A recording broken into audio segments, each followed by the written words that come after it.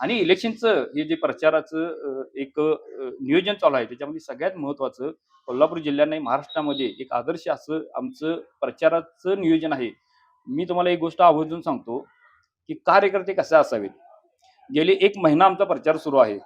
आजपर्यंत शून्य बजेटमध्ये कुठल्या कार्यकर्त्याची कुठली जेवणावळी नाही. कुठला कार्यकर्ता आमचा हॉटेलमध्ये जेवायला जात नाही. कुठल्या पैशाचं वाटप नाही. आमचा प्रत्येक कार्यकर्ता दिवसभर प्रचार करतो आणि घरामध्ये जाऊन जेवतो. ही अशी आमच्या कार्यकर्त्यांची फळ आहे. ह्याच्या पुढे जाऊन सांगायचं झालं, तर आमची इथनं जवळ-जवळ 5-10 किलोमीटरवरती आमची गावं आहेत. म्हणजे शेवटचं गाव आमचं हनुमंतवाडी आणि तिकडे निटवडे गाव आहे.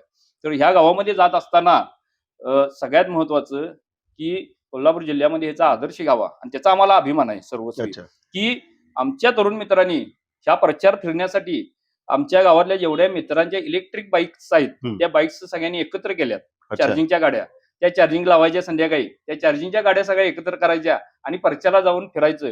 शून्य बजेटमध्ये ही आमची इलेक्शन सुरू आहे आणि याचा आम्हाला खूप मोठा अभिमान आहे आणि या शक्तीवर ह्या ज्या माझ्या कार्यकर्त्यांच्या आणि मतदारांच्या भावना आहेत, त्या भावनेच्या आधारावर 100% त्याला विजय हा माझाच आहे.